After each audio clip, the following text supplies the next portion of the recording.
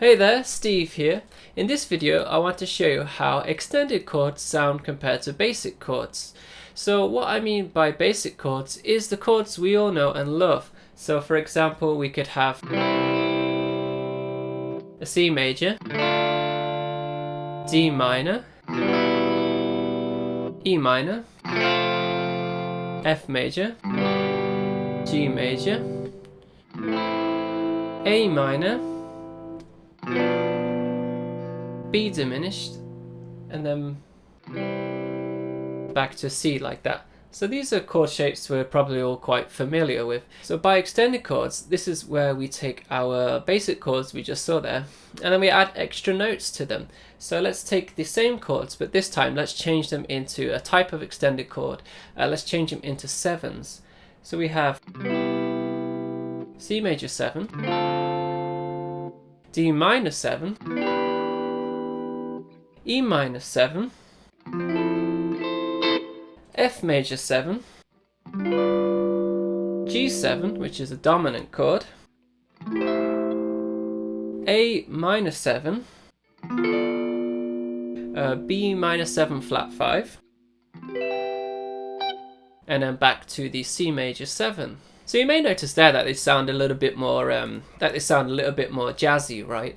I want to explain the simple theory behind them, but quickly I just want to show you two quick examples so you can start to hear how they sound different from one another. So listen to the examples and what do you think? Which one do you think sounds better, and which ones do you prefer more importantly? So I have this chord idea that I wrote for a song, and I'll play it with just the basic chords for now.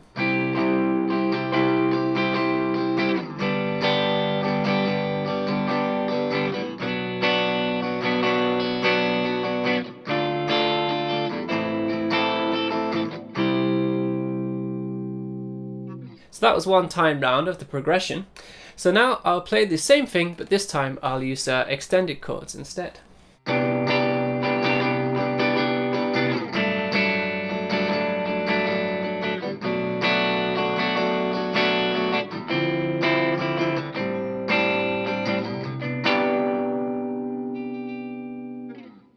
So what did you think to that? Which one do you prefer there? I think that the basic chords can sound a bit more fuller. I'm playing an extra note compared to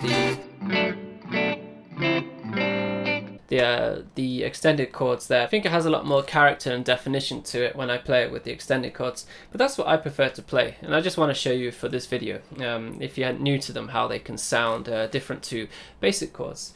Another example probably would be if you know the song Englishman in New York by Sting.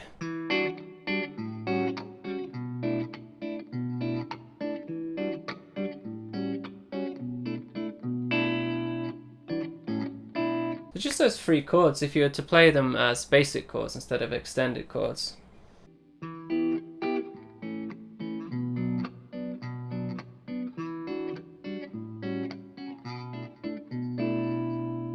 Just had that slightly more smoothie kind of jazzy characteristic to them, right? So I'll quickly go over what's going on with these two types of chords. The theory behind them is pretty simple, so stick around and I'll take you through that quite quickly. So basic chords are made up of 3 notes, and this is referred to as a triad. So with let's take the C major chord. We have a C, E and a G. So this is the 1, 3 and the 5 of the C major scale, and these three notes make up the C major chord. The C major 7 has 4 notes instead of 3, so hence the term that has been extended to an extended chord. The C major 7 has a C, E, G and a B. So that's that 7th. That sounds quite clashy on its own, right? But add the rest of the chord within it and it sounds quite nice. So let's take another example. So the next chord would be a D minor. So again, it's made up of 3 notes, the triad, so a D minor triad, which would be D, F and A. And you can see this here on the D minor scale here. So these are the 3 notes it's using. So if we did play a D minor 7, we're adding that 4th note, remember. So now we've got the D, F, A and a C that makes up a D minor 7.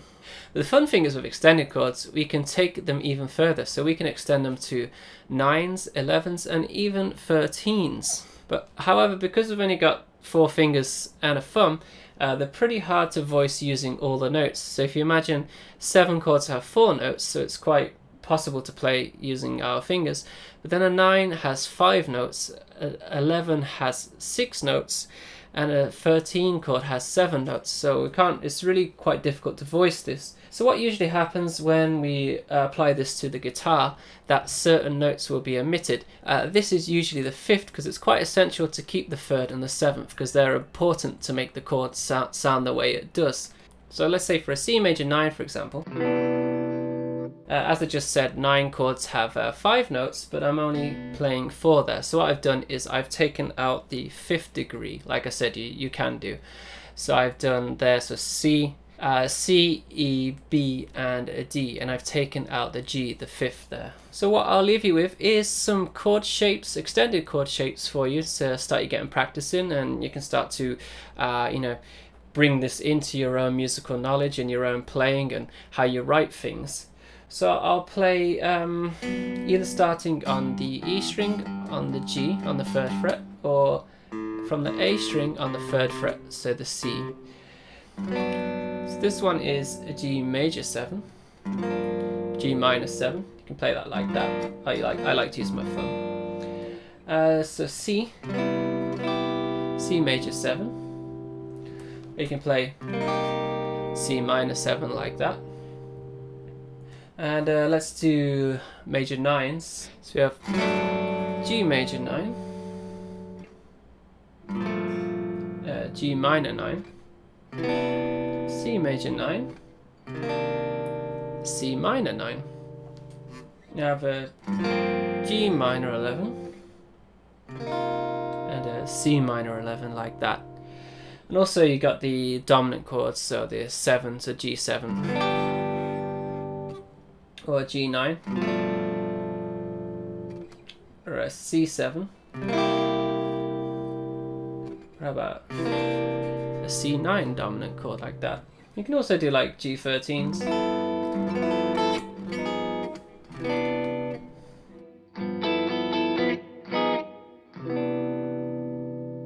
So that would be everything for this video. I hope you found it very useful.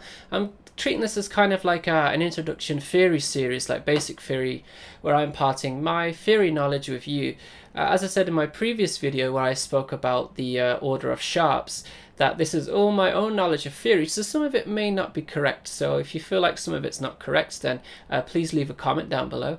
And also please leave any questions down below, and leave your thoughts as well. What do you think extended chords are good for? How do you think they sound? What's your opinions on them? These things are all great for a discussion that we can all have below.